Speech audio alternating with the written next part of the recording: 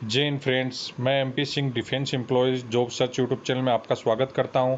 आज इस वीडियो में हम defence civilian job profile part 2 के बारे में कंप्लीट जानकारी लेने वाले हैं। इसमें army, navy, air force group C की जितनी भी वैकेंसीज आउट की जा रही हैं उनके बारे में कंप्लीट जानकारी अपन लेने वाले हैं। तो जितने भी कैंडिडेट हैं अच्छे से वीडियो को देखें, कंप्लीट जानकारी इसके बारे में मैं बताने वाला हूँ। पार्ट 1 में हमने बेसिक इन्फॉर्मेशन, फैसिलिटीज़ और आपकी सैलरीज के बारे में जानकारी ली थी। अब कंप्लीट जानकारी इस वीडियो में हम लेने वाले हैं।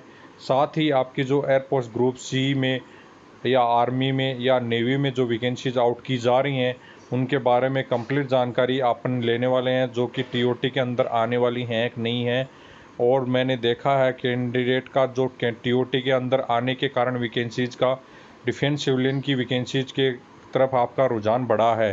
डिफेंस सिविलियन की वैकेंसीज को लाइक करने लगे हैं। पहले डिफेंस ग्रुप सी की जो जितनी भी वैकेंसीज डिफेंस में निकलती थी उनके बारे में आधे से ज़्यादा कैंडिडेट को पता भी नहीं था कि ये वैकेंसीज क्या होती हैं। तो जितने भी नेवी एयरफोर्स के जो कैंडिडेट तैयारी कर रहे थे वो अभी आपके जो डिफेंस सिविलियन की वैकेंसीज जो ग्रुप सी की वैकेंसीज आउट की जा रही हैं उनकी तरफ रुझान बढ़ा रहा है। तो उनको भी मैं आपको बताना चाहूँगा कि ये वीडियो उनके लिए भी बहुत ही इंपॉर्टेंट रहने वाला है। क्या आपका इसका जो प्रोफाइल रहने वाला है, क्या आपकी पेंशन जो आपकी रहने वाली है, क्या आपका इसमें प्रमोशन या सैलरी फैसिलिटीज़ रहने वाली हैं। अभी मैंने आपकी एक वेबसाइट भी स्टार्ट कर दी है, जो आप ये स्क्रीन पे वेबसाइट देख सकते हैं। way2jobsearch.com पे आप जाके इसमें आप सर्च कर सकते हैं। इसका फेस चालू हो गया है, जल्द ही इसको पूरा अपडेट कर दिया जाएगा इस साइट को। तो आप यहाँ पे भी आप latest job result, admit card, study material वगैरह सब कंप्लीट आप इस साइट पे देख सकते हैं। ये आपके जो भी कैंडिडेट हैं उनके सबके साथ की वजह से संभव हो पाया है। और आगे भी आपको मैं ज़्यादा से ज़्यादा अच्छा चीज़ें आपको प्रोवाइड करने की कोशिश करूँगा, अच्छी इन्फॉर्मेशन आपको प्रोवाइड करवाने की कोशिश करूँगा, अच्छा स्टडी मटेरियल आपको जो भी हो सके, जितना आपको मैं हो सके उतना स्टडी मटेरियल डिफेंस के बारे में प्रोवाइड करवाने की कोशिश करूँगा। तो आप सरफेस इसका चालू हो गया है, आधे से ज़्यादा उसमें अपडेट कर दिया गया है। जो भी वैकेंसीज के बारे में या जो भी रिजल्ट या एडमिट कार्ड के बारे में जानना चाहते हैं वह way2jobsearch.com पे सर्च कर सकते हैं। साथ में इसकी लिंक आपको डिस्क्रिप्शन बॉक्स में है। तो इसके बाद में मैं आपको बता देता हूँ जो पार्ट 1 में अपन ने क्या आपको दिखाया था, जिसमें आपको कैंडिडेट जो भी नए जुड़े हैं उनके लिए मैं आपको दिखा देता हूँ पार्ट 1 में क्या क्या आपके बारे में बताया था। उसका लिंक आपको डिस्क्रिप्शन बॉक्स में मिल जाएगा। पिछले वीडियो में जो पार्ट 1 में था आपको मैंने बेसिक इन्फॉर्मेशन में ज़्यादा आपको बताया था, जिसमें आपकी बताया था कि रिक्रूटमेंट आपकी दो प्रकार से होती है, एक यूनिट लेवल और एक एसएससी लेवल पे होती है। दूसरी है आपको मेडिकल एग्जामिनेशन के बारे में कंप्लीट जानकारी मैंने दी थी कि कैसे मेडिकल एग्जामिनेशन आपका रहता है। टाइप मैंने आपको कि आपकी परमानेंट जॉब रहती है। प्रोविज़न पीरियड का आपका 2 साल का रहता है। तो मैंने आपको बताया था कि 2 साल का प्रोविज़न पीरियड में आपको कहीं भी आपको नौकरी से नहीं निकाला जाएगा, यदि आप कोई भी प्रकार की किसी प्रकार की बड़ी गलती नहीं करते हैं। उसके बाद में मैंने आपको बताया था कि मिनिस्ट्री ऑफ किसके अंडर में आता है, तो मिनिस्ट्री ऑफ डिफेंस के अंडर में वैकेंसीज आउट की जाती हैं। डिफेंस के अंडर में वैकेंसीज आउट की जाती हैं। मिनिस्ट्री ऑफ डिफेंस में जितनी भी आपको फैसिलिटी होती हैं वो आपको लागू होती हैं, जिसमें आपका कैंटीन कार्ड भी महत्वपूर्ण है, जो कि आपके ग्रोसरी कार्ड आपको मिलता है, जिसमें आपका घर का जितना भी ग्रोसरी आइटम है वो आप खरीद सकते हैं, जिसमें आपका बड़े आइटम में भी शामिल है, जिसमें बाइक से लेके गाड़ी तक भी आप खरीद सकते हैं।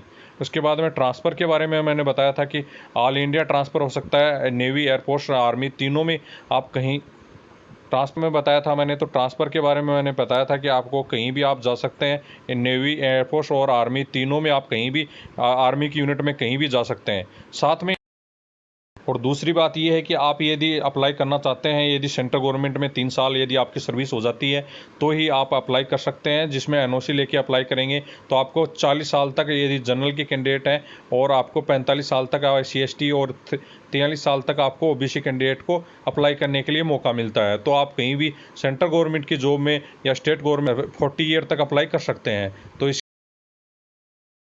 उसके बाद में मैंने कंप्लीट आपको सैलरी XYZ सिटी के बारे में आपको कंप्लीट जानकारी दिया था, कैसे आपकी पेमेंट के हिसाब से आपकी Z सिटी या Y सिटी में आपकी कितनी पेमेंट रहेगी। कंप्लीट आपको मैंने उसके वीडियो में जानकारी दिया था। जिस कैंडिडेट को देखना है उसकी लिंक आपको डिस्क्रिप्शन बॉक्स में मिल जाएगी। अब पार्ट 2 पर आपको मैं लेके चलता हूँ, जहाँ मैंने आपको कंप्लीट जानकारी और देने की कोशिश की है, जितनी भी आपको ग्रुप सी की वैकेंसीज में आउट की जाती है उसके बारे में मैं इस पार्ट में मैं मुख्य रूप से आपको ये फैसिलिटीज़ के बारे में आपको कवर करने वाला हूँ, जिसमें आपकी पहला रहेगा गवर्नमेंट रेगुलेशन, आपका जो क्वार्टर्स बोलते हैं, सरकारी क्वार्टर आपको मिलने वाला है, क्या रहेगा उसके, क्या आपकी फैसिलिटी रहेगी उसके बारे में बताऊँगा। दूसरा आपका ड्रेसेज के बहुत सारे मैसेज आ रहे थे कि क्या सर हमें डिफेंस के लिए में आपके ड्रेस लागू होगी, क्या हो आपका पैसा मिलेगा, क्या उसका रूल रहेगा, तो कंप्लीट जानकारी इसके बारे में मैं आपको देने वाला हूँ। उसके बाद में लीव आपकी छुट्टियाँ कितनी मिलेंगी इसके बारे में काफ़ी मैसेज आ रहे थे कि आपको एक साल में कितनी छुट्टियाँ मिलने वाली हैं डिफेंस सिविलियन में या ग्रुप सी में जो वैकेंसीज आउट की जा रही हैं उनमें। उसके बाद में जो मेडिकल फैसिलिटी आपको क्या मिलने वाली है, जो कि आपके ऑल डिपेंडेंट है या खुद है आप पे, तो इसकी मेडिकल फैसिलिटी आपको क्या क्या मिलने वाली है इसके बारे में अपन कंप्लीट नॉलेज लेने वाले हैं। उसके बाद में चाइल्ड के एजुकेशन, आपके जो बच्चे होने के बाद में आपको जो अलाउंसेज मिलने वाले हैं, चाइल्ड एजुकेशन अलाउंसेज, उसके बारे में अपन कंप्लीट जानकारी लेने वाले हैं। इसके बाद में आपके ड्यूटिंग वर्किंग हाउस, उसके बारे में कंप्लीट जानकारी लेने वाले हैं। तो आपको पॉइंट वाइज आपको मैं बताने वाला हूँ क्या क्या किसके आधार पे, किस पॉइंट पे आपको कैसे कैसे आपकी सुविधाएं रहेंगी और कैसा आपका रहेगा। तो आप कंप्लीट वीडियो को ध्यान से सुनने पे आपको अच्छे से पता चलेगा, क्योंकि आप यदि मैं एक पॉइंट लिखा हुआ है तो पॉइंट पे पूरा आप कंप्लीट जानकारी आपको बताऊँगा, जिससे आपको सुनने से ही आपको पता चलेगी वो चीज़। तो आप कंप्लीट उसको देखें और अच्छे से सुने, तो आप ये समझ गए होंगे इसके बारे में। आपको मैं कंप्लीट वीडियो देने वाला हूं। तो अभी मैं आपको ले चलता हूं क्वार्टर्स के बारे में। क्वार्टर्स आपके कहां कहां फैसिलिटी उपलब्ध है और क्या आपको क्वार्टर मिलते हैं, क्या क्वार्टर की आपकी फैसिलिटी रहती है उसमें, तो उसके बारे में मैं आपको बताने वाला हूँ। क्वार्टर्स की बात करने वाले हैं, इसमें क्वार्टर्स के बारे में बात कर रहे हैं। तो इसमें आपको मैंने एक लिस्ट दिखा दिखाई है स्क्रीन पे। यह लिस्ट एक ऑथराइज गवर्नमेंटेशन, जो सिविलियन को कहाँ कहाँ गवर्नमेंट क्वार्टर ऑथराइज हैं उनके लिए यह लिस्ट दी गई है। उसमें कंप्लीट आप देख सकते हैं। पहला आपका स्टेशन है इसमें एयरपोर्ट स्टेशन भुज का। उसके बाद में आगरा है, अवंती है, आदमपुर है, बेंगलोर है, बरेली है, बैसोर है, बालासुर है इसमें। उसके बाद में एयरपोर्ट चंडीगढ़ है, चेन्नई है, कोचीन है, कब्बा है, डेबू है और देहरादून। आप देख सकते हैं टोटल इसमें आपके 40 स्टेशन ऐसे हैं जिनमें आपको क्वार्टर लागू है। लेकिन कई बार ऐसा होता है कि आपने जैसे ज्वाइन करने जा रहे हैं उस टाइम में आपका क्वार्टर खाली नहीं हो, वेकेंट नहीं हो, आपका भरा हुआ क्वार्टर हो, उस टाइम में कोई भी क्वार्टर नहीं हो, तो आपको वहाँ पे एक सीनियरिटी लागू होगी, वहाँ पे सीनियरिटी लगेगी, उसमें आपके जाके वहाँ पे तुरंत आपको क्वार्टर नहीं मिलने वाला है। तो कैंडिडेट ध्यान दें, जो भी कैंडिडेट यदि यहाँ पे आपकी ज्वाइनिंग होती है, 40 स्टेशन आपको मैंने दिखाए हैं, इस स्टेशन पे यदि आपकी ज्वाइनिंग होती है तो यही ज़रूरी नहीं है कि आपको जाते ही वहाँ पे क्वार्टर मिल जाएगा, या ये भी हो सकता है कि अवेलेबिलिटी भी कम होती है। जैसे सिविलियन की परमानेंट जॉब रहती है 60 ईयर तक, यदि आप क्वार्टर वहाँ पे 60 हैं या आपकी वैकेंसीज वहाँ पे 90 लोग रह रहे हैं, तो ये पॉसिबल नहीं है कि आप वहाँ पे 90 लोग क्वार्टर्स में रह सकें। तो इस नए कैंडिडेट ज्वाइनिंग करने जा रहे हैं, पुराने कैंडिडेट जो भी स्टाफ है उसने ऑक्यूपाई कर रखे हैं, क्वार्टर रखे हैं वहाँ पे, तो वहाँ पे आपको क्वार्टर अवेलेबल नहीं होंगे। तो इस बात को ध्यान में रखने जाना है। तो आपको यदि क्वार्टर अवेलेबल नहीं हो पाते हैं तो आपको क्या लागू होता है, तो मैंने आपको पिछले वीडियो में बताया था कि जो आपके जो सैलरी के बारे में जो वीडियो बनाया था उसमें एक पॉइंट दिया था मैंने, एच आर ए था हाउस रेंट अलाउंस। उसमें आपको होता है लागू हाउस रेंट अलाउंस। यदि इन पे स्टेशन पे भी नहीं क्वार्टर मिलता है, इनके अलावा अभी कहीं आपको क्वार्टर नहीं मिलता है स्टेशन पे जहां आप ज्वाइनिंग कर रहे हैं, तो आपको वहां पे मिलता है हाउस रेंट अलाउंस। तो वो क्या होता है, हाउस रेंट अलाउंस होता है जो आपकी बेसिक पेमेंट होती है, बेसिक पेमेंट आपकी होती है, उसका आपका टोटल का, जैसे आपके अलग अलग सिटी के वाइज 9, 18 और आपको मिलता है 27%। तो आप जितनी भी आपकी बेसिक रहेगी उसमें, आपको पहले वीडियो में बता चुका हूँ ये चीज़ कि इस सिटी में आपको एचआरए इतना मिलेगा और इस सिटी में आपको इतना मिलेगा। तो इसमें सिटी बांटी गई है। एक तो क्लास 1 सिटी होती है, क्लास 1 सिटी में ओनली 6 सिटी आती हैं, जिनमें मुख्य रूप से आपकी चेन्नई है, आपका हैदराबाद है, आपका दिल्ली है, उसके बाद में कोलकाता है, मुंबई है। तो ये सिटी आपकी A1 सिटी में आती हैं। इनमें आपको 27% एचआरए लागू होता है। जो भी आपकी बेसिक पेमेंट, जैसे आपके 18,000 है या 19,900 है या 25,500 है, 23,200 है, तो आपका उसका 27% आप निकाल लीजिए, उतना एचआरए आपको मिलने वाला है। लेकिन एक इसमें शर्त रखी गई है कि आपको 3600 रुपये से कम एचआरए नहीं मिलेगा। जो भी एक्स वाई सिटी हैं उनमें ओनली जेड सिटी को छोड़ के बाकी के आपको 3600 रुपये से कम आपको कहीं भी नहीं मिलने वाला है। 3600 रुपये आपको मिलने ही मिलेगा एक्स और वाई सिटी में। उसके बाद में आपका जैसे एक्स सिटी वाई सिटी में एक्स सिटी के अलावा उनमें 9% आपको एचआरए जो बेसिक है उसका आपका मिलने वाला है। तो कैंडिडेट यदि क्वार्टर्स आपको नहीं मिलेगा, यदि आप बाहर रहते हैं तो आपको एचआरए मिलेगा, हाउस रेंट अलाउंस मिलेगा। तो आपको टेंशन नहीं लेना है बिल्कुल भी, आप बेफिक्र होके जाइए। आपको यदि आपका पेमेंट के साथ वो ऐड हो जाएगा यदि आपको क्वार्टर नहीं मिलता है तो। और यदि क्वार्टर मिलता है तो आपको क्या क्या फैसिलिटी उसमें रहती हैं, तो उसमें आपको लाइट दी जाती है, पानी की सुविधा दी जाती है। उसके बाद में आपको उसके बाद सिक्योरिटी की भी सुविधा रहती है। सिक्योरिटी जैसे आपको फुल सिक्योरिटी के अंदर आप रहेंगे, उसकी आपको कोई दिक्कत नहीं आएगी। और आपको जो भी फर्नीचर वगैरह आपको उपलब्ध करवाया जाता है, फर्नीचर भी उसमें आपको उपलब्ध रहता है, फर्नीचर भी आपको दिया जाता है आपका। उसके बाद में जो लाइट का बिल आएगा उसमें आपके यूनिट के हिसाब से आपका पेमेंट ले लिया जाएगा। साथ में ही आपका पानी का भी कुछ अमाउंट रहता है किसी किसी जगह पे, और कहीं आपको फ्री रहता है पानी। तो किसी जगह यदि आपका अमाउंट पानी का रहता है तो वहाँ पे आपका पानी का आपको कुछ क्वार्टर्स में रहती हैं। तो आपको यदि क्वार्टर मिलता है तो वेल डन। यदि आप सिंगल रहना चाहते हैं तो सिंगल कैंडिडेट के लिए आपको क्वार्टर फ़ायदा नहीं है। यदि 3-4 लड़के एक क्वार्टर आप ले लेते हैं मिलके तो आप उसका में आपको फ़ायदा है। एचआरए आपको जो भी सिटी है उसी के आधार पे आपको परसेंटेज के हिसाब से मिल जाएगा। तो आप यदि 4 कैंडिडेट या 3 कैंडिडेट मिलके एक क्वार्टर सिंगल यदि आप रह रहे हैं, फैमिली के साथ नहीं है, तो आप वैसा क्वार्टर अपन बाहर से ले सकते हैं। उसमें आपको बाहर रहने से ज़्यादा आपको फ़ायदा रहेगा। अब इसके बाद में अगली जो फैसिलिटी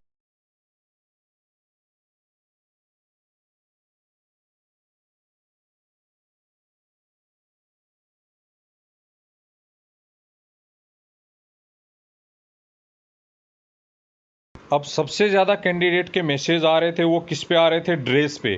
बहुत सारे कैंडिडेट के मैसेज आ रहे थे कि ड्रेस इसमें लागू होगी कि नहीं होगी, क्या इसकी सुविधा रहेगी, कैसी हमें ड्रेस पहननी होगी, क्या हम फौजी ड्रेस पहन सकते हैं, या क्या जो बेल्ट भी लगा सकते हैं, जूते भी पहन सकते हैं। ऐसे मतलब काफ़ी हद तक मैसेज कैंडिडेट्स के आ रहे थे। उनके लिए मैं अच्छे से इस पर आपको समझाने वाला हूँ कि कैसे आपको क्या रहेगा इसमें, आपका क्या पेमेंट रहने वाला है, क्या कुछ उसमें रहने वाला है। तो आपको मैंने एक इसकी एनुअली पेमेंट की जो लिस्ट दिखाई दे रही है, यह जो 7 पे कमीशन के आधार पर बनी हुई है। इसमें आपका दिया है स्पेशल प्रोटेक्शन ग्रुप एसपीजी बोलते हैं, या जो फौज की या जो इंटेलिजेंस वाले की एसपीजी होती है उसके आधार पर उसको पे के एनुअली पेमेंट दिया जाता है ड्रेस अलाउंसेज का।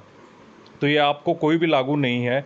ये सब चीज़ें आप फौज के लिए लागू हैं, RPF, BSF, CRPF, NDA, MNM, MNS वगैरह, और जो एनआईए वगैरह में जो रहते हैं उनके लिए। अब लास्ट में आप आ जाइए बिल्कुल नीचे 5 नंबर के पॉइंट पे। अब 5 नंबर के पॉइंट पे ही आपको ये चीज़ें लागू हैं। इसके अलावा आपको कोई भी चीज़ इसमें डिफेंस के ग्रुप सी वैकेंसीज में कोई भी चीज़ लागू नहीं है। ये सब चीज़ें रहती हैं आपके जो भी ड्रेसेज वाली वैकेंसीज रहती हैं, डिफेंस की रहती हैं, जो भी आप कोस्ट गार्ड की रहती हैं, या स्टेशन मास्टर इंडियन रेलवे में रहता है उसके लिए आपको लागू रहती हैं। अब इसमें नीचे वाले में देखिए 5 नंबर कॉलम में आपको दिखाई दे रहा है 5 नंबर में, इसमें आपको uniform the are required then रिक्वेबली लाइक ट्रैगमैन। आप देख सकते हैं रेलवे के बारे में आया तो ट्रैगमैन, रनिंग स्टाफ और इंडियन रेलवे के में जो रनिंग स्टाफ है उसमें। उसके बाद में आएगा आपका स्टाफ कार ड्राइवर। तो जितने भी फौज में यदि ड्राइवर वैकेंसी पे आप लगते हैं तो आपको ड्रेस का अलाउंसेज मिलेगा। उसका कोड मैं आगे बताने वाला हूँ इसी वीडियो में। आपका कोड क्या रहेगा वो आप सभी आप कोड भी डिस्कस करने वाले हैं। तो जितने भी आप ड्राइवर लगते हैं, ड्राइवर ट्रेस है, सीएमडी या सीएमटीडी, उनको आपको ड्रेसेज का 5,000 रुपये पर मंथ पर एनुअली मतलब पर ईयर आपको मिलने वाला है। जुलाई में आपको जो मिलने वाला है, जुलाई में आपको जो मिलेगा 5,000 रुपये। ये अमाउंट बढ़ जाएगा जब 50% डीए से ज़्यादा हो जाएगा। अभी प्रेजेंट में 34% आपका डीए चल रहा है। यदि यह डीए 50% से ज़्यादा हो जाएगा तो आपका 25% आपका यूनिफॉर्म अलाउंस बढ़ जाता है। उसके बाद में आपको दिया है एमटीएस में सबसे ज़्यादा वैकेंसी आज निकल रही हैं, डिफेंस में निकलती हैं। सबसे ज़्यादा वैकेंसी जो निकलती हैं एमटीएस में निकलती हैं। तो एमटीएस की वैकेंसीज के लिए जिसमें आपकी दफ्तरी आ जाता है, मैसेंजर आ जाता है, सफाई वाला आ जाता है, उसमें गार्डनर आ जाता है, हेड गार्डनर आ जाता है, वॉचमैन आ जाता है। इसमें ये फर्दर जो इतनी मैंने आपको ट्रेड बताई हैं, ये लगभग जमींदार आ जाता है, रेंज चौकीदार आ जाता है, तो ये चौकीदार आ जाता है, तो ये हेड चौकीदार आ जाता है। ये सब ट्रेड जैसे हाउस कीपिंग स्टाफ है या आपका जो भी और रूम ऑर्डनरी वगैरह है, तो इनमें क्या है, सब ये आपके ग्रुप एमटीएस से ग्रुप सी में आपको आ जाता है। या कैंटीन स्टाफ है, कैंटीन स्टाफ, ये कैंटीन स्टाफ के लिए जितने जो भी अटेंडेंट है, कैंटीन अटेंडेंट वगैरह की वैकेंसी जिनकी आउट की जाती हैं, तो ये सारी ट्रेड्स पे आपको 5,000 रुपये यूनिफॉर्म अलाउंसेज आपको मिलेगा। उसके बाद में जो डिपार्टमेंटली जो कैंटीन्स हैं और उसके अदर्स जैसे लेबर वगैरह जो रहते हैं, उनके लिए आपको होगा। तो ये 5,000 रुपये की बात आपको समझ में आ गई होगी सभी कैंडिडेट्स को। तो आप समझ रहे हैं कि ये 5,000 रुपये जुलाई में आपको क्रेडिट होंगे आपके पेमेंट में, यदि इन ट्रेड्स में हैं तो। और आपको मैं ड्रेस कोड अब दिखाने वाला हूँ कि ड्रेस कोड क्या मिलने वाला है। अब कुछ कैंडिडेट बात कर रहे थे कि कुक वगैरह, तो कुक वगैरह को कोई भी अलाउंसेस नहीं मिलने वाले हैं। बार्बर को नहीं मिलेगा, कुक को नहीं मिलेगा, वॉशरमैन को नहीं मिलेगा। ये सारी ट्रेड्समैन ट्रेड है, ये इनको आपको कोई भी अलाउंसेस लागू नहीं है और कोई भी ड्रेसेस लागू नहीं है। ये ओनली आगे अप्रन बोलते हैं, जिससे सफ़ेद कपड़ा बांध के आपको कुकिंग करना है या सफ़ेद कपड़ा बांध के आपको कटिंग करना है। तो वास्टरमैन में आपका ऐसा भी लागू नहीं है, ओनली आप कैसी भी ड्रेस पहन सकते हैं, ऐसा कुछ भी नहीं है। कई जगह ये देखने को मिलता है डिफेंस सिविलियन क्या करते हैं, जैसे ज़्यादा काम जहाँ होता है उनके खुद के कपड़े गंदे हो जाते हैं, इसलिए वो पुरानी ड्रेस जैसे फौजी की खाकी ड्रेस जिसको बोलते हैं चितकबरी, जो चित्ता ड्रेस बोलते हैं, वो पहन के काम कर, आपको ड्रेस लागू नहीं है। तो आपकी ये बात समझ में आ गई होगी बिल्कुल भी कि आपको ड्रेसेस जो भी ये ट्रेड्समैन है, जो भी बार्बर, वाशरमैन, धोबी, नाई, इनको किसी को भी मोची जो भी ट्रेड है, ईबीआर ट्रेड्स है, उसको कहीं भी लागू नहीं है। उसके बाद में मैं बात करूं तो ऑफिशियल स्टाफ पे, ऑफिशियल में से एलडीसी की वैकेंसी निकलती हैं, स्टोनोग्राफर वगैरह की वैकेंसी निकलती हैं। उनमें न तो आपको कोई पेमेंट मिलने वाला है ड्रेस का और न ही कोई ड्रेस कोड लागू है। ऐसा कोई भी ड्रेस कोड नहीं है जिसमें आपको पहनने की ज़रूरत है कि भाई ऐसा ही आपको ड्रेस कोड पहनना पड़ेगा, या आपको ऐसी कोई ड्रेस मिलने वाली है कि जिससे आपको ये ड्रेस पहन के आपको ऑफिस में आना है, ऐसा कुछ भी नहीं है। कुछ डिपार्टमेंट्स ऐसे हैं जो अपनी पर्सनल कोड बना रखे हैं, वो अलग बात है, लेकिन आपका कोई भी यदि लिखित में वैसे आपका जो भी गाइडलाइन है, जो गवर्नमेंट की गाइडलाइन के अनुसार आपको कोई भी आपका ड्रेस नहीं लागू है, वो अलग बात है। आपके यदि किसी किसी में ऑफिसों में पहन लेते हैं, आपका कोड बना दिया जाता है, वो डिपेंड करता है। अब उसके बाद मैं आपको ड्रेस कोड पे ले चलता हूँ। ड्रेस कोड आपका क्या रहने वाला है। ड्रेस कोड यदि आपको जैसे एमटीएस है तो उसमें आपके मैसेंजर का क्या रहेगा, चौकीदार का ड्रेस का क्या रहेगा, सीएमडी सिविल मोटर ड्राइवर हैं तो आपका क्या रहने वाला है। और दूसरी बात, सबसे बड़ी बात, वैकेंसी जो अभी निकली थी एयरफोर्स ग्रुप सी की, उसमें बहुत सारी वैकेंसीज ऐसी हैं। इसके अलावा आपको ड्रेस दी जाती है किसी किसी यूनिट में, जैसे वर्कशॉप में आप काम करते हैं तो स्पेशली उनको अलग से आपकी ड्रेस दी जाती है एयरफोर्स वालों को। तो उसके लिए आपको मैं एक ड्रेस कोड दिखाने वाला हूँ कि कौन से आपको ड्रेस कोड पे आपको काम करना पड़ता है, कौन सी यूनिटों में।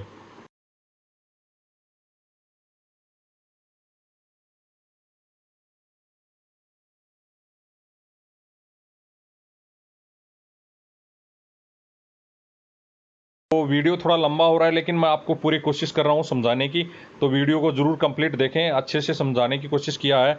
जिस कैंडिडेट को कोई क्यूरी है तो कमेंट बॉक्स में कमेंट करें, वीडियो लाइक अच्छा लगे तो लाइक ज़रूर करें और कमेंट ज़रूर करें, क्योंकि मैं बहुत मेहनत किया इस वीडियो को बनाने में, कोशिश किया है आपको बहुत ही अच्छे से समझाने की, तो आप इसको ज़रूर करें।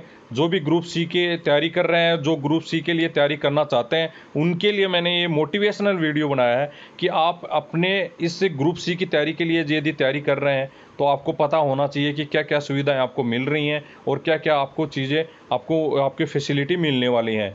तो जो भी आपके air force group C, air force navy group C की या आर्मी ग्रुप सी की तैयारी कर रहे हैं, और जो भी कैंडिडेट जो पहले नेवी, एयरफोर्स, आर्मी की तैयारी कर रहे थे भर्ती वगैरह की, और अभी सिविलियन के बारे में सोचने लगे हैं जाने के कारण, टीओटी के होने के कारण, तो उनके लिए भी एक मोटिवेशनल वीडियो है कि आप यदि ग्रुप सी में आना चाहते हैं तो बिल्कुल आइए, आपको बहुत अच्छी फैसिलिटी यहाँ पे मिलने वाली है।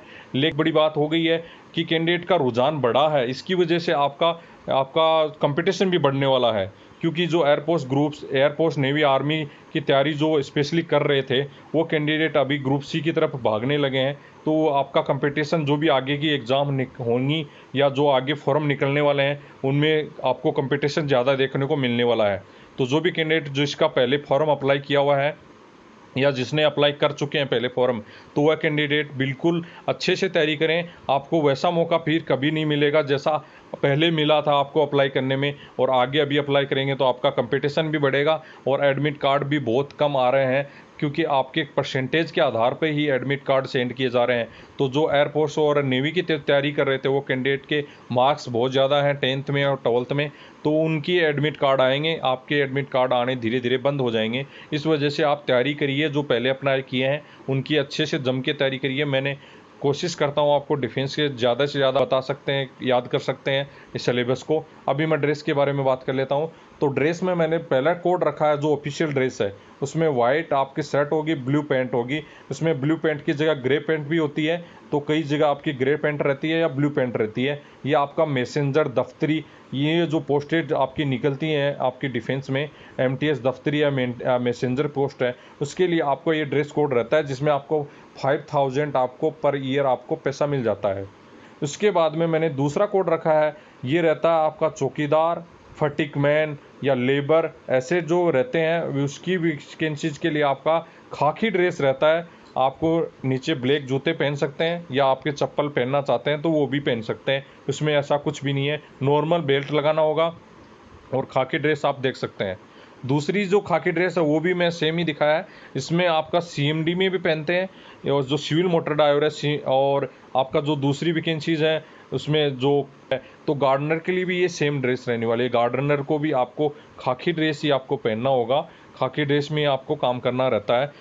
यूनिट पे डिपेंड करता है कि वो आपको पहनने के लिए लागू करे या नहीं करे। ऐसा आपको ज़रूरी नहीं है कि आपको पहनना ही होगा, ज़रूरी ये डिपेंड करता है कि वो यूनिट पे डिपेंड करता है कि आपकी कैसी यूनिट है, वहाँ पे आपको पहनना पड़ेगा कि नहीं पहनना पड़ेगा। 5000 रुपये तो आपको मिलेंगे, लेकिन कई यूनिट्स ऐसे होती हैं ज़रूरी नहीं होता कि वहाँ पे आपको ड्रेस पहनना ही पड़े। तो आप नॉर्मल अपनी जैसी आप घर पे पहनना चाहते हैं वैसी ड्रेस आप पहन सकते हैं, लेकिन आप जीन्स और टी शर्ट पहनना थोड़ा कम अलाउंस है, चाहे ऑफिशियल हो चाहे कोई भी हो।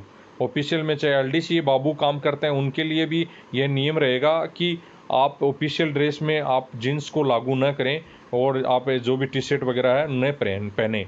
ये भी कई ज़्यादातर यूनिटों में ये आपको गाइडलाइन इशू की जाती हैं। तो आप फॉर्मल ड्रेस पहनने के लिए बिल्कुल आप तैयार हो सकते हैं। और तो ये ड्रेस मैंने आपको बता दी है। ओनली एमटीएस में दफ्तरी और मैसेंजर को छोड़ के लगभग ड्रेस आप ऐसी हैं जिनमें आपकी जो सीएमडी सिविल मोटर ड्राइवर वगैरह वो सब खाकी ड्रेस आपके पहनते हैं। सिविल मोटर ड्राइवर का थोड़ा सा स्पेशल रहता है, उसमें आपकी नेम प्लेट वगैरह सब कुछ लगता है, आपका बेल्ट भी अच्छा मिल जाता है। और उसके बाद में बात करें तो आपके जूते भी डीवीएलएस वगैरह जूते पहन सकते हैं आप। ये आपके सिविल मोटर ड्राइवर के लिए थोड़ी स्पेशलिटी आपको दिखती है, क्योंकि आपको अफसरों के साथ काम करना पड़ता है। अफसरों के साथ आप ड्राइवर रहते हैं, बड़े बड़े अफसर आपके साथ में घूमते हैं ड्राइवर के आपके, तो आपको स्पेशली आपको अच्छे से ड्रेस पहन के आपको रहना पड़ता है, तैयार रहना पड़ता है। बाकी कि आप सफाई वाला हैं, ड्रेस में हैं, चौकीदार हैं, वॉचमैन हैं, या जो आप गार्डनर हैं तो आप खाकी, या लेबर हैं या फटिक मैन वगैरह हैं तो आप ये खाकी ड्रेस पहन सकते हैं। उसके बाद में आती है आपकी एयरपोर्ट की बात। एयरपोर्ट में ऑफिशियल स्टाफ को छोड़ के वर्कशॉप स्टाफ या हाउसकीपिंग स्टाफ या एमटीएस ट्रेड है, उनके लिए आपकी ये ड्रेस रहती है। आप देख सकते हैं बहुत ही शानदार ड्रेस है, इतनी फर्स्ट क्लास ड्रेस ये लगती है इंडियन एयरपोर्ट में काम कर रहे हैं। बहुत शानदार मज़ा आपको आएगा एयरपोर्ट में यदि आप लगते हैं ग्रुप सी की वैकेंसीज़ में। ओनली आपको ऑफिशियल स्टाफ में जैसे एलडीसी को छोड़ के, स्टोनोग्राफर को छोड़ के, स्टोर कीपर को छोड़ के, या स्टोर सुपरिटेंडेंट आप यदि ज्वाइन करते हैं तो उनके में आपकी नॉर्मल फॉर्मल ड्रेस रहेगी। बाकी की आपकी वर्कशॉप के यदि फिटर वगैरह में लगे हैं या सीएमडीटी में लगे हैं, ड्राइवर में लगे हैं, या आपको यदि किसी भी एचकेएस एमटीएस वगैरह में लगे हैं तो आपको 5000 रुपये मिलेंगे और आपको ड्रेस ऐसी पहननी है। आप देख सकते हैं बहुत ही शानदार ड्रेस लगेगी, अच्छी ड्रेस रहती है। और एक फैसिलिटी और है, वर्कशॉप वगैरह में तो आपको ड्रेस भी दी जाती है और 5000 रुपये भी दिए जाते हैं। तो ये अच्छी है, आपको एक फैसिलिटी और मिलने वाली है। जो बेस वर्कशॉप है, जितने भी 7 बेस वर्कशॉप, 8 वर्कशॉप, जो भी जहाँ पे वैकेंसीज ग्रुप सी की वैकेंसीज निकली थी तो उनमें एक स्पेशली को अलग से आपको दिया गया था कि आपको ड्रेस भी मिलेगी और साथ में आपका बहुत ही अच्छी बात है कैंडिडेट्स के लिए जो ग्रुप सी की जो एयरफोर्स में ज्वाइन करते हैं। उसके बाद में नेवी की ड्रेस है। नेवी की ड्रेस में भी आपका सेम ब्लू कलर की आपके जो वर्कशॉप वगैरह में पहनते हैं ऐसी ब्लू कलर की आपकी ड्रेस रहती है वर्कशॉप वगैरह में। बाकी की जो आपकी ड्रेस है ये सेम रहेंगी। नेवी की यदि आप पहनते हैं तो ये वाइट वाली रहती है यदि ऑफिशियल स्टाफ में मैसेंजर वगैरह में है तो। और नेवी ट्रेडमैन की अलग से वैकेंसी जो निकलती हैं उनमें आप ये आपकी ब्लू कलर की ही थोड़ा सा इसमें ब्लू कलर आप डार्क रहा है, इसमें वो आपका लाइट कलर रहता है इसमें। तो आप जो लाइट कलर आपको पहनना पड़ता है जो भी आपके डिपो में काम करते हैं या जो भी आप जहाँ आप यदि आप काम करते हैं नेवी में तो आपकी ये ड्रेस ऐसी रहती है। तो ये आपको कोड वगैरह सब समझ में आ गए होंगे। दूसरी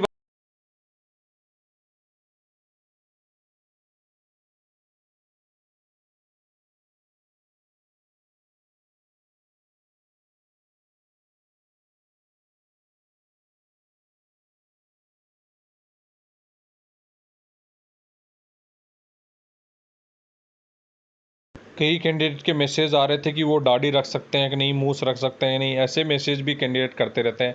तो उनको मैं बताना चाहूँगा कि कैंडिडेट्स जो भी ऑफिशियल रूल है उनके अनुसार यदि आप दाढ़ी रख सकते हैं नहीं भी रख सकते हैं, ऐसा दोनों नियम ये इस पे यूनिट पे डिपेंड करता है। यदि अफसर कड़क है या जो बोलें तो उसमें कि आपकी यूनिट पे आप डिपेंड करता है कि वो अफसर आपको पहनाए कैसा देखना चाहते हैं। कि आप यदि दाढ़ी रखते हैं तो उनको पसंद नहीं है या बड़े हेडक्वार्टर में काम कर रहे हैं तो आपको वहाँ पे दाढ़ी पसंद नहीं है अफसर्स को लिए, तो अच्छी बात नहीं है। ये दाढ़ी रखना मतलब आप ट्रेड्समैन वगैरह में हैं तो कोई ज़्यादा ध्यान चेक नहीं किया जाता, आप दाढ़ी वगैरह रख सकते हैं। लेकिन जो ऑफिशियल वर्क्स जो काम करते हैं उन कैंडिडेट को तो बिल्कुल आपको अब दाढ़ी वगैरह भी बनानी पड़ेगी और सब कुछ करना पड़ेगा।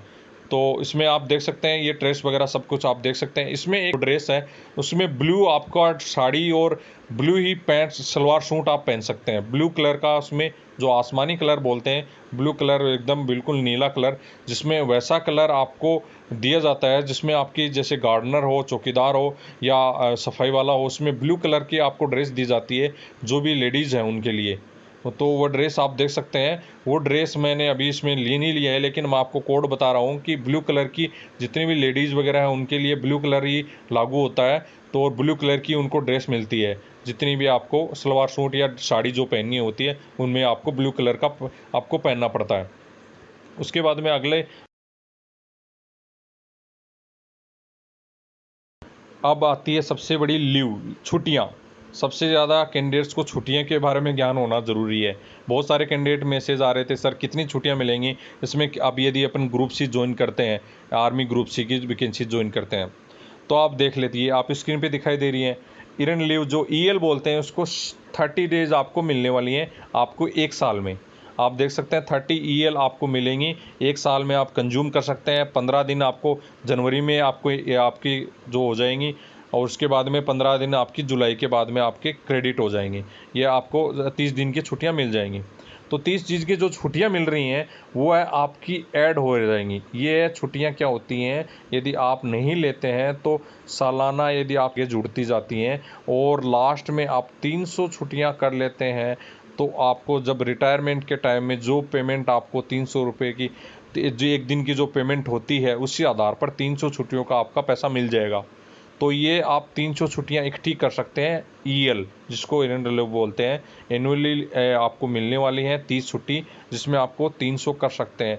तो ये छुट्टियाँ आप बिल्कुल इकट्ठी कर सकते हैं। दूसरी जो कैजुअल लीव है उसमें आपको जो बिना नॉन टेक्निकल वाले हैं उन नॉन टेक्निकल वालों को 8 छुट्टियाँ मिलती हैं सालाना। उसको आप 8 दिन 8-7 छुट्टियों को एक साल में कंज्यूम करना पड़ेगा, नहीं तो आपकी आपकी लैप्स हो जाएंगी छुट्टियां। उसके बाद में जो टेक्निकल वाले हैं जो वर्कशॉप वगैरह में काम करते हैं उनको 10 दिन की जो छुट्टियां मिलती हैं उसमें आपको 10 दिन के साल में छुट्टी काट सकते हैं।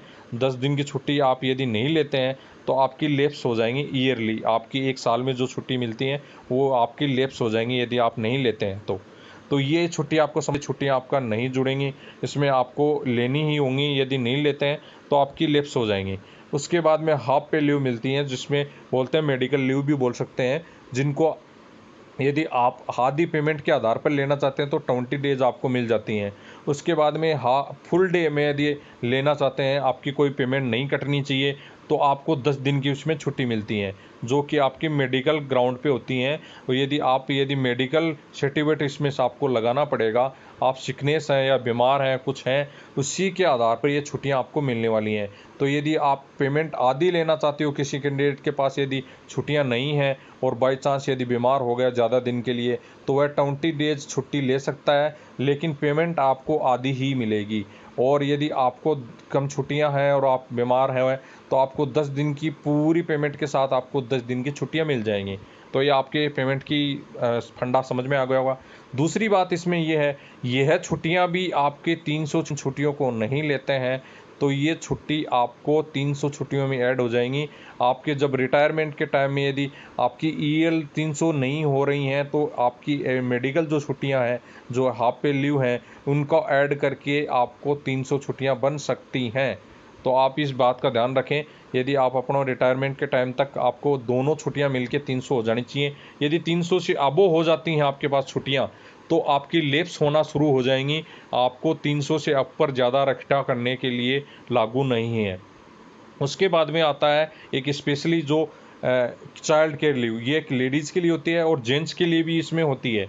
जेंट्स के लिए कैसे होती है, यदि बाई चांस किसी की वाइफ डेथ हो जाती है, एक सिंगल पेरेंट्स होता है, यदि उनका पिताजी ओनली रहता है और यदि जॉब करता है, तो उसको 730 छुट्टी बच्चा 18 साल तक होने तक आपको ले सकते हैं। इसमें 730 छुट्टी आप ले सकते हैं। देख सकते हैं, बच्चा ऊपर नहीं होना चाहिए, 18 से नीचे नीचे आप 730 छुट्टियाँ आप ले सकते हैं, जिसमें आप लेडीज़ के लिए भी हैं और जो सिंगल पेरेंट्स हैं, जिनके फादर ही हैं, ओनली मदर्स नहीं हैं, तो वो आप जो एम्प्लॉई हैं वो ले सकते हैं।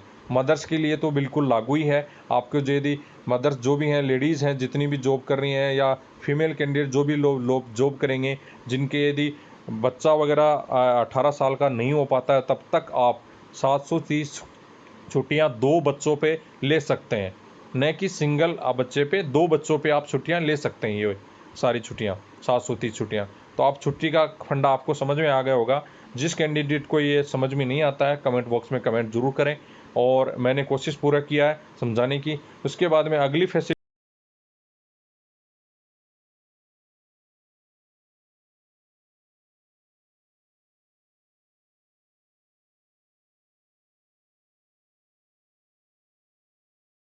अगला मैंने देखा है पॉइंट डाला है इसमें एज का। ये फैसिलिटी नहीं है, एज का पॉइंट इसलिए डाला है, बहुत सारे कैंडिडेट के मैसेज आ रहे थे कि एज के बारे में बताइए सर, कि कितने साल से आप फॉर्म फिल कर सकते हैं और कितने साल की नौकरी है। ये TOT के बाद में सबसे ज़्यादा कैंडिडेट के मैसेज आ रहे हैं। कि मतलब ये बात कहें तो, कि जो आर्मी की भर्ती की तैयारी कर रहे थे, या जो वैकेंसी जो एयरफोर्स की तैयारी कर रहे थे, जो नेवी की तैयारी कर रहे थे, वही कैंडिडेट ज़्यादा मैसेज कर रहे हैं। उनको ये इस बारे में नॉलेज बिल्कुल भी नहीं था कि एयरफोर्स ग्रुप सी भी कोई जो आर्मी या नेवी, एयरफोर्स या जो भी डिफेंस की ग्रुप सी की वैकेंसीज क्या होती हैं और कितनी उम्र उनमें रहती है और कितनी साल तक की नौकरी रहती है। तो उस वैकेंसीज के बारे में उन कैंडिडेट के लिए मैंने एज का ये पॉइंट डाला है। तो मैंने आपको इसमें डाला है minimum age of recruitment. Recruitment के लिए आपकी मिनिमम एज आपकी 18 साल होनी चाहिए। 18 साल से आप अपना फॉर्म अप्लाई कर सकते हैं। यदि 18 साल के हो गए हैं तो सकते हैं। उसके बाद में मैंने दूसरा पॉइंट डाला जो रिटायरमेंट एज। फिलहाल रिटायरमेंट एज है वो 60 ईयर तक है। 60 साल तक आपकी नौकरी रहने वाली है, परमानेंट जॉब, जो कि आपकी 60 साल तक परमानेंट जॉब आपको मिलती रहेगी, जिसमें आपका पूरा कंप्लीट, मैंने सैलरी के बारे में बता दिया है। 60 साल तक आपका DA प्रमोशंस, 10 साल में जो MSAP आपकी लगती रहेगी, तो आपको बहुत अच्छा खासा पेमेंट 7 साल में मिलने वाला है, और परमानेंट जॉब। और मैंने आपको ये भी बताया इस फैसिलिटी में कि आपका जो URC का जो ग्रोसरी कार्ड है, जो कैंटीन फैसिलिटी है, वो भी आपको इसमें मिलने वाली है। कैंटीन फैसिलिटी में मैंने ये भी बताया कि आप इसमें गाड़ी तक भी ले सकते हैं, उसमें भी आपको छूट मिलने वाली है। बाइक भी ले सकते हैं, गाड़ी भी ले सकते हैं, बड़े मिक्सी, फ्रिज, आप जैसे चाहें, ग्रोसरी आइटम है जितने भी, उस आइटम के सब पे आपको छूट मिलने वाली है। ओनली लिक्वर छोड़ के, दारू आपको बिल्कुल भी नहीं मिलेगी। सिविलियंस के जो उनको कोई भी दारू नहीं मिलने वाली है। और आप इसके बाद में मैंने डाला प्रीमेच्योर रिटायरमेंट। यदि 20 साल में प्रीमेच्योर रिटायरमेंट ले सकते हैं, प्रीमेच्योर रिटायरमेंट का अर्थ ये है कि 20 साल में आपकी सर्विस पक जाती है, परिपक्व हो जाती है, आप 20 साल में अपना रिटायरमेंट भर के घर जा सकते हैं। लेकिन जो नए कैंडिडेट हैं उनको मैं ये सलाह देना चाहूँगा कि अभी पेंशन एनपीएस के तहत चालू हो गई है, तो उसके बाद में आपको इसमें ज़्यादा फ़ायदा नहीं मिलने वाला है। सबसे बड़ी फ़ायदा इसमें ये भी है कि यदि आप एक दिन भी जॉब करके छोड़ सकते हैं, इसमें आपको कोई भी ज़्यादा टेंशन नहीं लेने की ज़रूरत है। यदि आपकी कहीं और सिलेक्शन हो चुका है या अच्छी पोस्ट पे आपका सिलेक्शन हुआ है तो आप ज्वाइन कर लीजिए, दूसरे दिन ही छोड़ दीजिए, कुछ भी नहीं करना। एक नॉर्मल आपको एप्लीकेशन देनी होगी, आप जॉब छोड़ सकते हैं बिल्कुल भी। आपको एक दिन का भी पेमेंट मिलेगा और आपको फुल पेमेंट मिलेगा जिस दिन आपने ड्यूटी किया उसका। सबसे बड़ी फैसिलिटी अच्छी बात है कि यदि आप अपना अपर जॉब में कहीं जाना चाहते हैं और यदि कहीं सिलेक्शन हो चुका है और इसमें आपको डर है कि फैसिलिटी आपको छोड़ने नहीं देंगे, तो ऐसा कुछ भी नहीं है। कोई भी आपका बॉन्ड नहीं भराया जाएगा, इसमें आपका 0 रुपये का RS 0 रुपये का बॉन्ड भरवाया जाएगा। कोई भी बॉन्ड नहीं भरवाया जाएगा कि आपको यदि नौकरी छोड़ते हैं तो इतना पैसा देना होगा। जो भी आपका जो पेमेंट होगा वह आपको मिल जाएगा, उसके साथ ही आपको नौकरी छोड़ सकते हैं एक भी दिन भी ज्वाइन करके। तो ये कैंडिडेट को समझ में आ गया होगा। कई कैंडिडेट डरते हैं कि हाँ सर हम ज्वाइन कर लेंगे, ग्रुप सी की वैकेंसीज है। मैं तो ये कहता हूँ कि एक दिन के लिए भी ज्वाइन करो, लेकिन ज्वाइन करो, ऐसा मत छोड़ो मौका कि कहीं आपको दूसरी जगह सिलेक्शन नहीं हो और आप तैयारी करें। और इसमें अच्छे से आपको इसमें टीओटी के बारे में भी मैं इसी में बात पे डिस्कस कर लेता हूँ, यहीं पे इसी पॉइंट पे डिस्कस कर लेता हूँ। टीओटी जो लागू किया, टूर ऑफ ड्यूटी, वो ओनली उन भर्ती पे लागू किया है जो कि रैली भर्ती होती थी या यूनिट लेवल की जो ड्रेसेज कैंडिडेट, जो सर्विस वाले कैंडिडेट हैं, जो बंदूकधारी कैंडिडेट हैं, जो बंदूक चलाने वाले, जिनका आपको गन चलाने का आपको लाइसेंस मिलने वाला है कि मतलब जाके लाइसेंस आप ट्रेनिंग करेंगे जाके और गन चलाएंगे, तो उन कैंडिडेट के लिए ही टीओटी लागू किया गया है। चाहे वो आर्मफोर्स हो, आर्मी हो, नेवी हो, ये कैंडिडेट बिल्कुल दिमाग में फिट कर लें। कोई भी स्टोर कीपर, फायरमैन, जितनी भी वैकेंसीज निकल रही हैं, जितनी भी वैकेंसीज, तो उनके बारे में कहीं भी आपका टीओटी लागू नहीं होने वाला है और न आगे होगा। क्योंकि टीओटी लागू हुआ है ओनली जो वर्दीधारी कैंडिडेट, जो कि राइफलमैन बोल सकते हैं, राइफल चलाने वाले बंदूकधारी व्यक्ति, चाहे एयरफोर्स हो, नेवी हो, जिनको बंदूक सिखाया रिजल्ट लागू होता है, जिनके मौलिक अधिकार छीन लिए जाते हैं, उन्हीं कैंडिडेट के लिए ओनली टीओडी लागू किया है।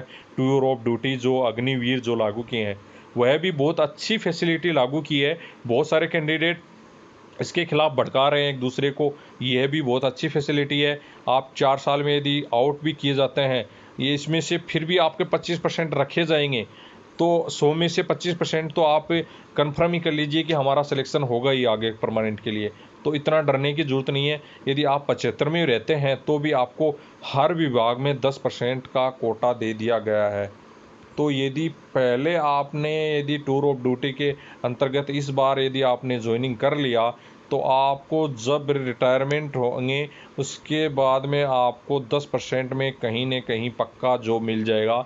रेलवे में आपको, जैसे सीआरपीएफ वगैरह में, या आपको जो भी पुलिस वगैरह में, या जो डिफेंस सिविलियन की जो ग्रुप सी की वैकेंसीज निकल रही हैं अभी, इन्हें की बिल्कुल भी ज़रूरत नहीं है। आप इस पर बेफिक्र ज्वाइन करिए, टूर ऑफ ड्यूटी को भी ज्वाइन करिए। जो भी कैंडिडेट जो टूर ऑफ ड्यूटी से घबरा रहे हैं, आपको अच्छा खासा पेमेंट मिलने वाला है।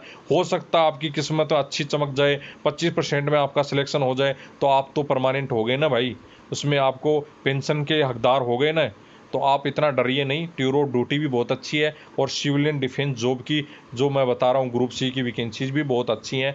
वेल डन, यदि इसमें सिलेक्शन होता है तो बहुत ही बढ़िया बात है। लेकिन फिर भी टूर ऑफ ड्यूटी भी बहुत अच्छी सुविधाएं शुरू करी गई है, तो आप उसके खिलाफ भी आप ऐसा न सोचें कि ये बहुत ही बेकार चीज़ है, उसमें भी ज्वाइन करें।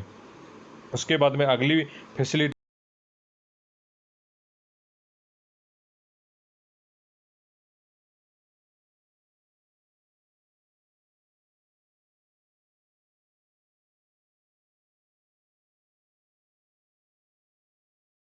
अगली फैसिलिटीज़ बारी बताना हूँ कि मेडिकल ऑफ डिपेंडेंस पे जितने भी आप ज्वाइन करने के बाद में आपको खुद को और जो खुद पे जो डिपेंड है, मदर, फादर, सिस्टर, ब्रदर, या आपकी जो वाइफ है, बच्चे हैं, उन डिपेंडेंट्स को एक मेडिकल फैसिलिटी लागू होगी, जो जिसको बोलते हैं सेंट्रल गवर्नमेंट हेल्थ स्कीम के तहत आपको एक मेडिकल फैसिलिटी मिलेगी, जिसमें आपको पूरा पैसा, आपको जितने भी आपका खर्चा लग रहा है मेडिकल से संबंधित, तो उसका पूरा कंप्लीट आपको पैसा वापस मिल जाता है। आपको पहले खर्च करना पड़ता होगा, उसके बिल प्रोवाइड करवाने होंगे और आपको वापस क्लेम करना होगा और दोबारा आपको पैसा मिल जाएगा उसका कंप्लीट।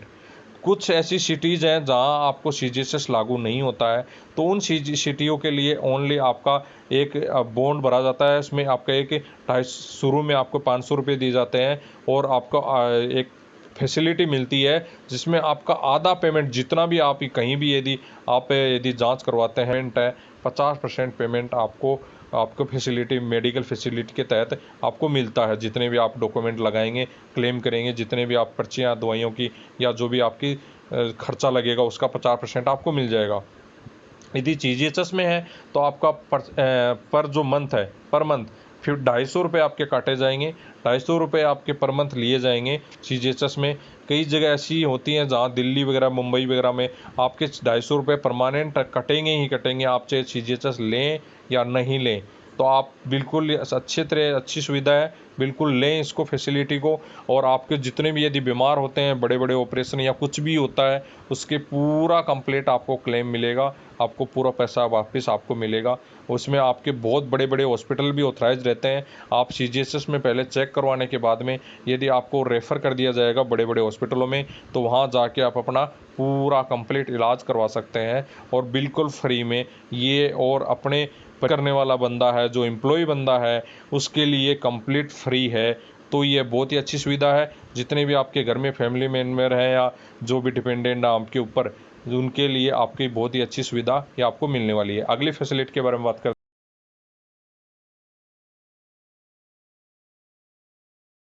हैं। अगली फैसिलिटी है चाइल्ड एजुकेशन अलाउंसेज। यह उन कैंडिडेट के लिए है ज्वाइन तुरंत करते ही नहीं है। यदि आप आगे ज्वाइन करने के बाद में, मैंने इसलिए ऐड किया है, यदि आपके शादी हो जाती है, बच्चे हो जाते हैं, उसके बाद में जब बच्चे पढ़ने शुरू करते हैं तब से आपका ये अलाउंसेस शुरू होता है। ये आपके ज्वाइन करते ही अलाउंसेस शुरू नहीं होने वाला है, तो कैंडिडेट ध्यान दे लें इस बात को। मैंने इसको ऐड इसलिए किया है कि यह भी एक आपकी फैसिलिटी है आपके तो ये बहुत ही अच्छी फैसिलिटी है। इसमें आपके 1 क्लास से, फर्स्ट क्लास से लेके 12वीं क्लास तक, मतलब 12 साल तक, कहीं भी आप चाहे नर्सरी से शुरू करें या आप कहाँ भी से भी शुरू करें, 12 साल में आपको आपके पढ़ने के एक बच्चे के 27,000 रुपये आपको मिलने वाले हैं पर ईयर। तो आपको बहुत अच्छी सहायता हो जाएगी आपके बच्चे का पढ़ने का। 27,000 रुपये आपको मिलने वाले हैं। आपकी जितने भी फीस है सब कुछ इसमें इंक्लूडिंग हो जाएगी। 27,000 रुपये आपको एक मुफ्त पैसा दिया जाएगा एक साल में, एक बच्चे के पढ़ने के ऊपर। और दूसरे बच्चे पे, टोटल 2 बच्चों पे आप ले सकते हैं ये पैसा, और आपका 2 बच्चों पे ये पैसा मिलेगा, मतलब आपको 54,000 रुपये आपको पैसा मिल जाएगा। 54,000 रुपये 2 बच्चों पे पढ़ने का। तो आपका एक बहुत बड़ी सहायता मिल रही है आपको पढ़ने के लिए भी, बाप के बच्चे के पढ़ने के लिए भी आपको सरकार आपको पैसा दे रही है। आपको क्या चाहिए, सेंट्रल गवर्नमेंट के इसके नियम के तहत आपको एम्प्लॉय, मतलब 54,000 2 बच्चों पे आपको पैसा भी पढ़ने का भी मिल रहा है। देखिए आप, ये इससे अच्छी फैसिलिटी कहाँ पर मिल सकती है? सेंट्रल गवर्नमेंट में आपको ये मिल रही हैं, स्टेट गवर्नमेंट में भी ऐसी नहीं रहती हैं। और डिफेंस में सारी सुविधाएं आपको, ग्रोसरी कार्ड की और भी बहुत सारी सुविधाएं रहती हैं डिफेंस में, वो आपको मिलती हैं इसमें। तो आप देख सकते हैं बहुत ही अच्छी जॉब है, आप ज़रूर तैयारी करें। और जो भी कैंडिडेट, आप एक दूसरे को समझाएं कि ये बहुत अच्छी जॉब है। जो भी कैंडिडेट के दिमाग में फंसा है कि ऐसी जॉब बेकार है, ये परमानेंट नहीं है या टेम्परेरी जॉब है, आर्मी में ऐसा होता ही नहीं है, ये तो कॉन्ट्रैक्ट बेस की जॉब है। भाई, इसमें कॉन्ट्रैक्ट बेस की अलग से वैकेंसी निकलती हैं, लेकिन जो यूनिट में अभी प्रेजेंट में निकल रही हैं उसमें साफ लिखा रहता है परमानेंट जॉब। लेकिन जो कई साल कैंडिडेट के दिमाग में फंस जाता है, 2 साल वाला प्रोविजन पीरियड वाला दिमाग में। तो प्रोविजन पीरियड का मैंने पिछले वीडियो में बताया था कि प्रोविजन पीरियड ओनली उस कैंडिडेट को सुधारने के लिए रखा हुआ है जो कैंडिडेट कहीं जाते ही आतंक मचा देते हैं, रुपये के सो जाते हैं, या कहीं ड्यूटी अच्छे से नहीं कर रहे हैं, या सीनियर्स के साथ गाली गलौज करना शुरू कर देते हैं, उनके लिए रखा गया है। आप अच्छे से जॉब करो, अच्छे से अपनी सीनियर्स की बात मानो, तो आपको कोई भी नहीं निकालेगा। वो कैंडिडेट 2 साल का आपका प्रोविजनल पीरियड इसलिए रखा गया है कि आप अच्छे से जॉब करना सीख जाएं, न कि आपको निकालने के लिए। 99.9 कैंडिडेट जॉब करते हैं, ओनली 0.1% ऐसे कैंडिडेट होंगे जो जॉब से निकाले जाते हैं 2 साल के प्रोविजन पीरियड में। तो ये दिमाग में बिल्कुल भी नहीं लाएं कि जो 2 साल का लिखा हुआ है कि टेम्परेरी जॉब है, ये तो सर इसमें लिखा हुआ है 2 साल का, तो ऐसा कुछ भी नहीं है। वो ओनली प्रोविजन पीरियड दिया गया है आपका 2 साल का, तो वो ओनली उसमें आपको अच्छे से जॉब करना सीखना है, न कि सीनियर्स के बाद साथ आपकी ज़बान लड़ाना शुरू कर दिया और वहाँ पे आपका गाली गलौज शुरू कर दिया। किसी की नहीं है, आपकी परमानेंट अच्छी जॉब चलती रहेगी। अच्छे से जॉब करें। आपको कोई दिक्कत आती है किसी भी प्रकार की, वो आपको कोई प्रॉब्लम होती है, तो आप पर्सनल मैसेज कर सकते हैं। आपके टेलीग्राम ग्रुप पर कभी भी आपकी पूरी सहायता की जाएगी। इसके बाद में अगली फैसिलिटी के बारे में मैं चलता।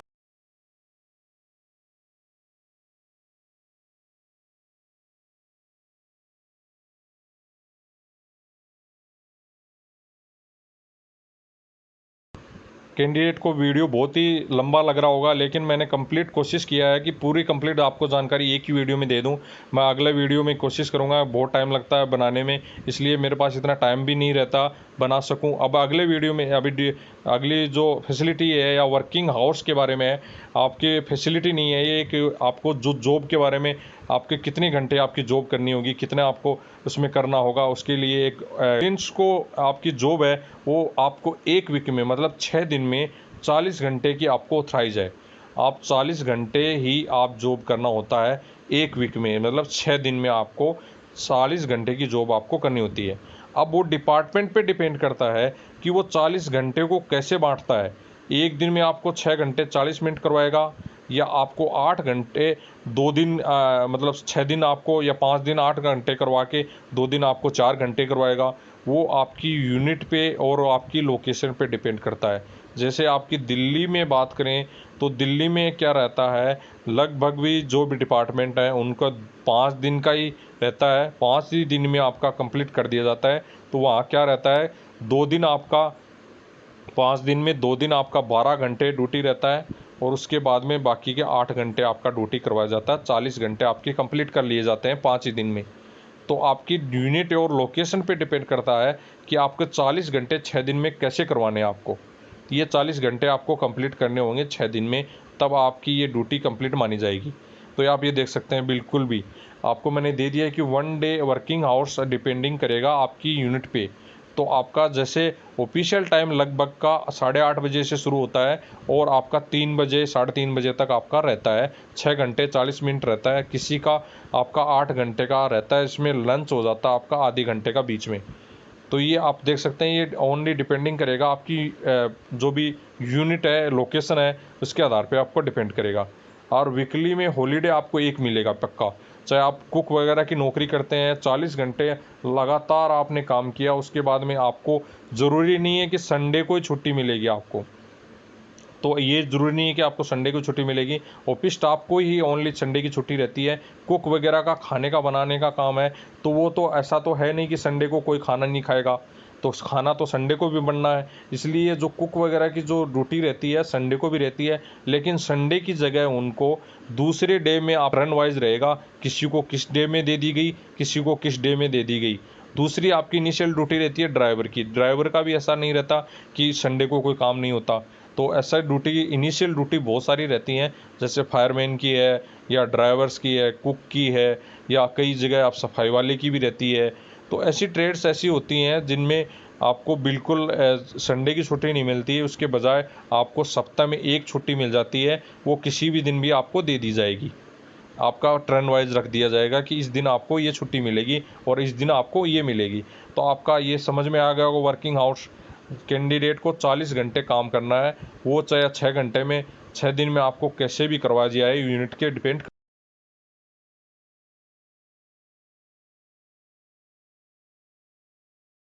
कुछ अदर्स फैसिलिटीज़ बच गई हैं, उनको मैं आपको अगले वीडियो में कोशिश करूंगा, क्योंकि लंबा हो गया है, बहुत लंबा हो गया है वीडियो। कैंडिडेट देखने के लिए तैयार ही नहीं होंगे इस वीडियो को, आधे से ज़्यादा कैंडिडेट स्किप कर देंगे इस वीडियो को। तो इसलिए मैं इस वीडियो को यहीं पे ख़त्म करता हूँ। अगला आपको अच्छे से समझाने की कोशिश करूँगा, और भी आगे जो ट्रेवल अलाउंसेज हैं, पेंशन है, प्रमोशन है और अदर जो कैंडिडेट क्यूरी डालेंगे, आप कमेंट बॉक्स में कमेंट डालेंगे, कमेंट बॉक्स में जो भी क्यूरीज डालेंगे इस वीडियो पे, वह अगले मैं आपको कंप्लीट आपकी जो वीडियो बनाऊंगा उस पर मैं आपको जो पार्ट 3 बनाऊंगा उस पर कंप्लीट आपको मैं उसके बारे में कंप्लीट समझाने वाला हूं। तो आप ज़्यादा से ज़्यादा अपने कमेंट डालें, आपको जो भी पूछना है कमेंट्स में डालें, आपको अगले वीडियो में उसके बारे में कंप्लीट जानकारी दी जाएगी। तो जो भी कैंडिडेट हैं कोशिश करें कम स्किप करके पूरा सुने, पूरा अच्छे से मैंने बताया है और जिससे आपको अच्छे से समझ में आए इन चीज़ में। तो आपको पक्का पता होना चाहिए कि हमें क्या क्या आपको मिलने वाला है और क्या क्या हक हैं आपके और कहाँ कहाँ आपको ड्यूटी करनी होगी और कहाँ कहाँ ड्यूटी में आपको काम करना होगा। और बहुत सारी आपके अलाउंसेज रहते हैं, उनके बारे में मैं बताऊंगा अगले वीडियो में। इसके अलाउंसेज जो रहते हैं, नाइट अलाउंसेज जो रहते हैं चौकीदार के लिए, फायरमैन का रिस्क अलाउंसेज, उसके बारे में मैं अगले वीडियो में बताऊंगा। उसके बारे में जो और भी बहुत सारे जो आपकी अभी वार्ड सहायिका की वैकेंसीज निकल रही हैं या जो एमएच में जो भी मिलिट्री हॉस्पिटल में जो वैकेंसी निकलते हैं उनको लिए हाँ रिस्क अलाउंसेज मिलते हैं एक्स्ट्रा। जो रिस्क अलाउंसेज होते हैं वो आपको एमएच में अलग से मिलते हैं, जो कि आपके 2,500 से 3,000 रुपये के होते हैं। वो बहुत ही अच्छी सुविधा एमएच में जो मिलिट्री हॉस्पिटल में रहती है, उनके बारे में कंप्लीट अगले बड़े वीडियो में आपको मैं बताऊंगा। और जो भी कैंडिडेट इस वीडियो को जो देख रहे हैं उनके लिए बहुत बहुत धन्यवाद। और जो भी वीडियो अगला जो मेरा आएगा जिस पे, क्योंकि इस पे पार्ट 2 बनाने में मुझे बहुत टाइम लग गया, लेकिन मैं पार्ट तो 3 है वह जल्दी लेकर आऊँगा, कैंडिडेट को ज़्यादा परेशानी नहीं हो जिससे।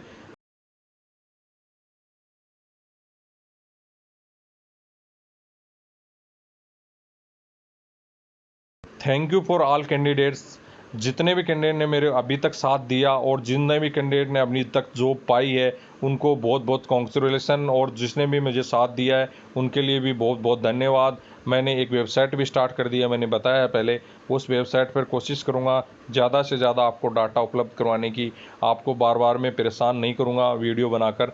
तो मैं जितने भी कोशिश होगा डाटा आपको जो भी वेबसाइट है उस पर अपलोड करने की कोशिश करूँगा, जिससे क्योंकि मेरा भी टाइम आपको नहीं मिलती, मेरा भी एक टाइम रहता है, उसकी वजह से कारण टाइम बॉन्ड के कारण मैं वीडियो कम बना पाता हूँ। इसके कारण मैं कोशिश करूँगा कि आपको ज़्यादा से ज़्यादा डाटा वेबसाइट पे उपलब्ध करवाने की कोशिश करूँगा।